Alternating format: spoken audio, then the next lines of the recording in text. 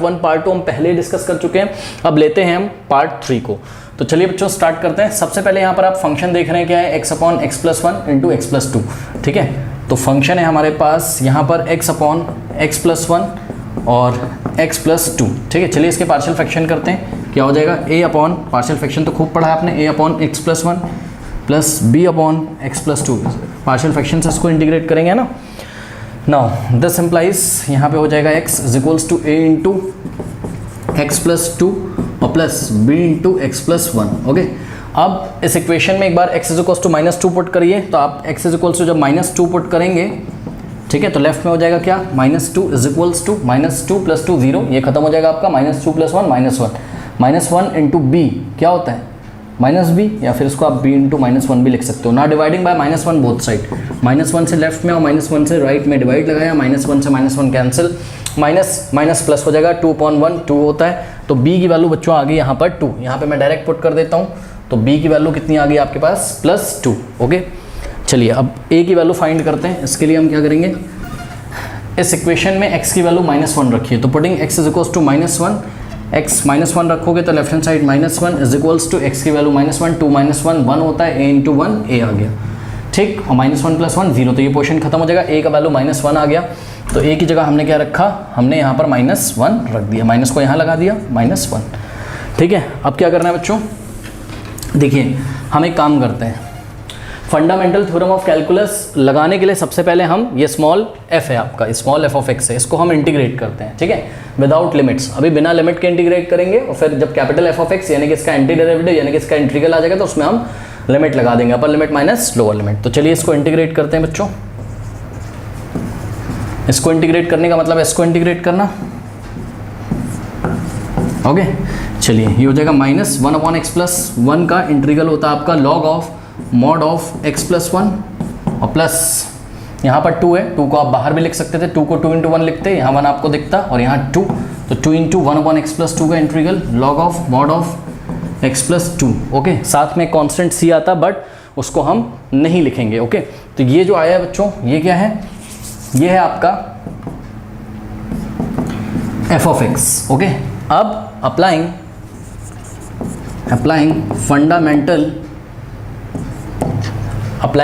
Second fundamental theorem of calculus. Okay, second fundamental theorem of calculus क्या होता था, हमारे पास यहाँ पर integral of any function f of x dx ये होता था, f ऑफ b मतलब lower limit upper limit minus lower limit. ठीक है, एंटी डेरिवेटिव जो आता था हमारा कैपिटल f ऑफ x, उसकी वैल्यू अपर लिमिट पे फिर माइनस लोअर लिमिट पे, तो f of b minus f of a।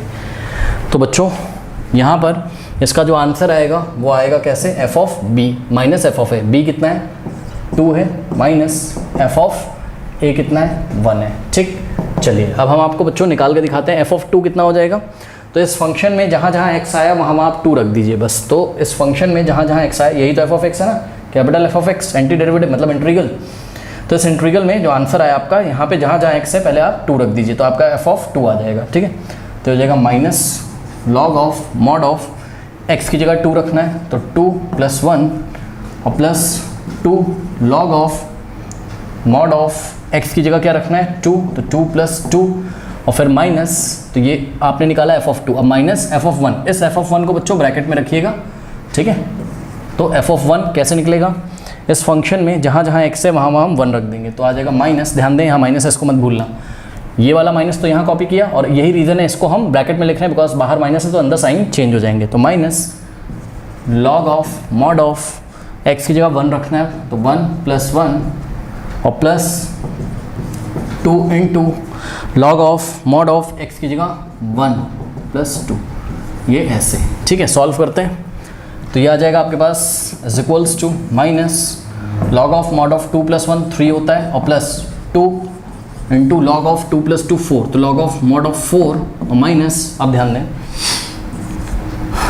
Bracket में minus log of mod of 1 plus 1 2, तो लॉग ऑफ मॉड ऑफ 2 और प्लस 2 और log of mod of 2 plus 1 क्या होता है, 3 होता है। ठीक है, ऐसा आ गया।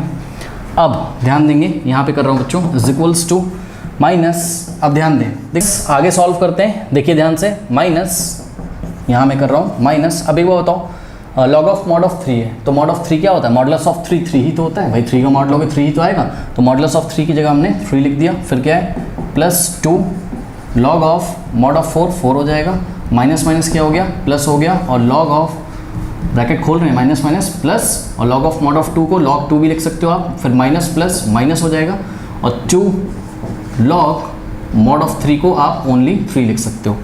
ये ऐसा आ गया। अब इसमें लाइक टर्म्स क्या क्या है बच्चों, ये वाला और ये वाला, ये लाइक टर्म्स है, ध्यान से चेक करो। यहाँ भी log 3 है और यहाँ 2 है आगे, उसको छोड़ो, यहाँ भी log 3 है, ठीक है। और log की बेस कैलकुलस में e होती है, यानी कि जितने भी log लिखे हैं सबकी बेस e है, तो सभी बच्चों को पता है। तो हमने क्या किया, इसको हम पास ले आए, तो ये जगह -log 3 और -2 log 3, एक तो ये हो गया, ठीक। अब ध्यान दें बच्चों, इसको आप क्या लिखोगे, इसको यानी कि 2 log 4 को आप क्या लिखोगे, 2 log 4 को आप log 4 का स्क्वायर भी तो लिख सकते हो, क्यों, log m की पावर n क्या होता है, n log m, तो ये वाले 2 को हमने 4 की पावर में भेज दिया। log 4 का स्क्वायर क्या हो जाएगा, 4 का स्क्वायर 16, तो log 16 आ जाएगा। तो ये वाला जो टर्म है ये आपका बन जाएगा +log 16, और प्लस में ये बचा हुआ है बस, अब तो log 2 हमने यहाँ कॉपी कर दिया, ठीक है। अब ध्यान दें, देखो बच्चों, जैसे कि मान लो इसको आप नहीं सॉल्व कर पा रहे हो अगर, तो प्रॉब्लम है आपको, मैं आपको बताऊं, मान लो -x और -2x होता, तो आंसर क्या आता, -3x आता कि नहीं आता। तो वही चीज़ तो यहाँ लिखी, माइनस बस x की जगह log 3 है, -2x की जगह log 3, देखो -x -log 3 -2x तो -2 log x, ओके। तो आंसर हमारा क्या आ जाएगा, माइनस माइनस प्लस दोनों ऐड हो जाएंगे और साइन लगेगा माइनस का, यानी कि -3x आना है, तो माइनस हमारे यहाँ पे क्या आ जाएगा -3, और x की जगह हमारे पास क्या है log 3, ठीक है, ये हो जाएगा। अब प्लस ये हो जाएगा आपके पास log 16 और प्लस log 2, ओके। अब क्या करें, देखिए अब एक काम करते हैं, हमको पता है क्या, देखिए बच्चों हमको पता है कि log a इंटू बी ये होता है log a plus log b, सही है। या फिर हम ये भी बोल सकते हैं कि log a plus log b log a into b होता है। तो ध्यान चेक करिए, ये रहा आपका a और ये रहा आपका b, तो आपको ये दिया हुआ है log a plus log b आपको दिया है, log a plus log b आपको दिया, आप इसको log a इंटू बी लिख सकते हैं, मतलब इसको तो हम ऐसे ही कॉपी कर लेंगे, -log 3 log 3 और प्लस, अब देखो log a plus log b, ये हो जाएगा log a इंटू बी, यानी कि log 16 log ऑफ 16 इंटू 2। देखो ध्यान से चेक करो, अगर हम इसको वापस से लिखें log a इंटू बी को, तो log a plus log b लिख सकते हैं, तो इसको हमने ऐसे लिख दिया, ठीक। और 16 इंटू 2 कितना होता है, 32 होता है, तो ये आ जाएगा log ऑफ 32, तो log ऑफ 32 आ गया, सही है। अब क्या करें, अब देखिए यहाँ पे स्टूडेंट्स सबसे पहले आप ध्यान दीजिए क्या, कि देखिए बच्चों ये जो -3 है आगे, ओके, इसको आप एक काम कर सकते हो क्या, -3 को अगर इसकी पावर में भेज दो, या आप 3 को इसकी पावर में भेज दो, माइनस को इधर ही रहने दो, तो कोई प्रॉब्लम उससे है नहीं, बात समझो। इसको हम लिख सकते हैं माइनस लगे रहने दो, और 3 को इधर भेज दो इसकी पावर में, तो log 3 की पावर 3 हो जाएगा कि नहीं, भाई चेक करो ना, log m की पावर n वापस से आगे आ जाएगा, माइनस को नहीं छेड़ा, माइनस को ऐसे लगे रहने दिया, ठीक है। तो इसको हमने इसकी पावर में भेज दिया, प्लस, अब ऐसा क्यों किया अभी आपको पता चल जाएगा। अब ध्यान से चेक करिए स्टूडेंट्स, ये हो जाएगा आपके पास -log और 3 की पावर 3 27 होता है, और प्लस log 32। अब ऐसा जब आ गया तो इसको आप ऐसे भी लिख सकते हो, कैसे, ध्यान दें, ये बच्चों आप लिख दोगे इसको, देखो log 32 के आगे पॉजिटिव है, इसको आप पहले लिख लो, तो log 32 और माइनस log 27 सही है। अब log a minus log b क्या होता है, log a अपॉन b, ठीक है। यहाँ पे मैं आपको दिखा देता हूँ क्या करने आ रहा हूँ, देखो बच्चों, log a minus log b is equals to log of a by b, ये प्रॉपर्टी होती है। यहाँ पे शर्त है कि log बेस e है, तो यहाँ भी log बेस e होना चाहिए, तो ये हो जाएगा log base e of a by b।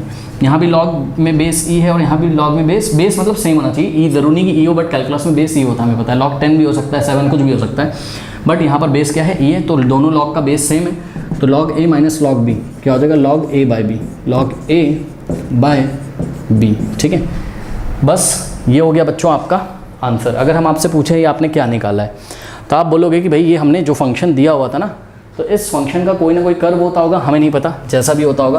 तो इस फंक्शन का जो भी कर्व होता होगा, उस कर्व का हमने एरिया निकाला है अंडर द कर्व दिस, मतलब ये जो भी था एफ ऑफ एक्स, जो भी फंक्शन था, under this area under this curve bounded by what, bounded by this curve. और लिमिट्स क्या थी स्टूडेंट्स इसकी? लिमिट्स इस क्वेश्चन में थी आपकी x equals to 1 and x equals to 2, यानी कि bounded by area bounded by line x equals to 1, line x equals to 2, this curve and by the x axis. तो ये वाला एरिया आपका आ गया है। ये एरिया कितना है? log of 32/27। इसको अगर हम कैलकुलेटर से निकालेंगे log बेस e पे, तो भाई कोई तो नंबर आएगा ना, तो उतना एरिया हमने निकाल लिया अंडर द कर्व। ठीक है, तो ये मीनिंग होता है डेफिनेट इंटीग्रल निकालने का। ओके, कर लीजिए।